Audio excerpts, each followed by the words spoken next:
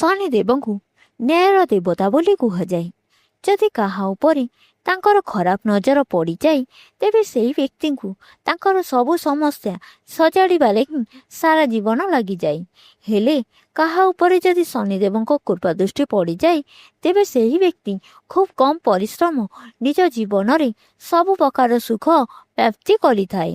ସେହିପରି ପ୍ରତ୍ୟେକ ମଣିଷ ଚାହିଁଯାଏ ଯେ ମାତା ଲକ୍ଷ୍ମୀ ତାଙ୍କ ଉପରେ ସର୍ବଦା ବାସ କରନ୍ତୁ, ଯେମିତି ଜୀବନରେ କେବେ ସୁଖ ସମୃଦ୍ଧିର ଅଭାବ ହେବ ନାହିଁ। ତେବେ ଚାଲନ୍ତୁ ଜାଣିବା କେଉଁ ରାଶିଙ୍କ ଉପରେ ଉଭୟ ଶନିଦେବ ଏବଂ ମାତା ଲକ୍ଷ୍ମୀଙ୍କ ଅପାର କୃପା ବର୍ଷା ହେବାକୁ ଯାଉଛି। ପ୍ରଥମ ରାଶି ହେଉଛି ମେଷ ରାଶି। ଏମାନଙ୍କ ଜୀବନରେ ସବୁ ଖରାପ ସମୟ ଏବେ ଶେଷ ହୋଇସାରିଛି। ଏହି ରାଶିର ବ୍ୟକ୍ତିଙ୍କୁ ମାନ ସମ୍ମାନ ପ୍ରାପ୍ତ ହେବ ଏବଂ ଆଗାମୀ ସମୟରେ ସଫଳତା ହାସଲ ହେବାର ଯୋଗ ମଧ୍ୟ ବନୁଛି। ଏହା ସହ ସ୍ୱାସ୍ଥ୍ୟ ସମ୍ବନ୍ଧୀୟ ସମସ୍ୟାରୁ ମୁକ୍ତି ମିଳିବାର ଏବଂ ଶତ୍ରୁଙ୍କ ଉପରେ ବିଜୟ ଲାଭ କରିପାରିବେ। କର୍କଟ ରାଶି। କର୍କଟ ରାଶିଙ୍କ ବ୍ୟକ୍ତିଙ୍କ ଉପରେ ମଧ୍ୟ ଶନିଦେବଙ୍କର କୃପା ଦୃଷ୍ଟି ଲଗାତାର ଭାବେ ରହିଛି। ଆପଣଙ୍କ ଜୀବନରେ ଯାହା ସବୁ ସମସ୍ୟା ରହିଥିଲା ତାହା ସମ୍ପୂର୍ଣ୍ଣ ଭାବରେ ଦୂର ହୋଇଯାଇଛି। ଜ୍ୟୋତିଷଶାସ୍ତ୍ର ଅନୁସାରେ ଆଗାମୀ ଭବିଷ୍ୟତରେ ଆପଣଙ୍କୁ ଭଲ ଲାଭ ପ୍ରାପ୍ତ ହେବ। କିଛି ବନ୍ଧୁଙ୍କ ଠାରୁ ଆପଣଙ୍କୁ ଲାଭ ମିଳିପାରେ।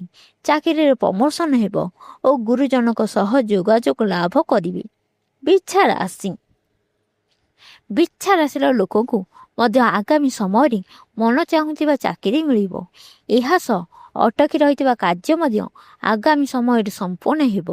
ଆପଣଙ୍କ ଜୀବନରେ ଆଗକୁ ଆସିବାକୁ ଥିବା ସବୁ କଷ୍ଟ ଦୂର ହୋଇଯିବ। ଆପଣଙ୍କୁ ଜୀବନରେ ସଫଳତା ପାଇବାରୁ ଆଉ କେହି ବି ଅଟକାଇ ପାରିବେନି। ଚାକିରି ଖୋଜୁଥିବା ଲୋକଙ୍କୁ ଭଲ ଚାକିରି ମିଳିବ ଏବଂ ବ୍ୟବସାୟ କରୁଥିବା ଲୋକଙ୍କୁ ବ୍ୟବସାୟରେ ଉନ୍ନତି ହେବ। ପରବର୍ତ୍ତୀ ରାଶି ଧନୁ ରାଶି। ଧନୁ ରାଶିର ଲୋକଙ୍କ ଉପରେ ଶନିଦେବଙ୍କ ଅତ୍ୟନ୍ତ ପସନ୍ଦ ରହିବେ। ଖାସ୍ କରି ବେପାରମାନଙ୍କୁ ବେପାରରେ କ୍ଷେତ୍ରରେ ଭଲ ଲାଭ ମିଳିବାର ଯୋଗ ବନୁଛି। ଆଗାମୀ ସମୟରେ ଆପଣଙ୍କୁ ସଫଳତା ଅନେକ ମାର୍ଗ ପ୍ରାପ୍ତ ହେବ। ଧନ ସମ୍ବନ୍ଧୀୟ ଯାହା ବି ସମସ୍ୟା ରହିଛି ଦୂର ହେବ। କାର୍ଯ୍ୟକ୍ଷେତ୍ରରେ ଆପଣଙ୍କୁ ସମ୍ମାନିତ କରାଯାଇପାରେ। ଶନିଦେବଙ୍କ କୃପାରୁ କାରବାରରେ ଦିନକୁ ଭଲ ଲାଭ ଯିବ। କୁମ୍ଭ ରାଶି।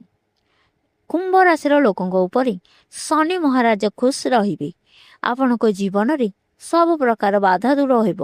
ଖାସ୍ କରି ପ୍ରେମ ସମ୍ବନ୍ଧୀୟ ଥିବା ବ୍ୟକ୍ତିଙ୍କ ପ୍ରେମ ବିବାହ ହେବାର ସମ୍ଭାବନା ରହିଛି।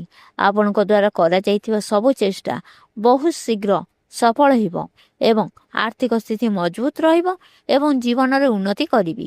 ଏହି ଭିଡ଼ିଓଟି ଅନ୍ୟମାନଙ୍କ ସହ ସେୟାର କରନ୍ତୁ ଓ ଆଗକୁ ଆମ ସହ ରହିବା ପାଇଁ ଆମ ଚ୍ୟାନେଲକୁ ଲାଇକ୍ କରନ୍ତୁ। କମେଣ୍ଟରେ ଆପଣଙ୍କ ନିଜ ରାଶି ଲେଖିବାକୁ ଭୁଲନ୍ତୁନି। ଜୟ ଜଗନ୍ନାଥ, ଜୟ ଶନିଦେବ।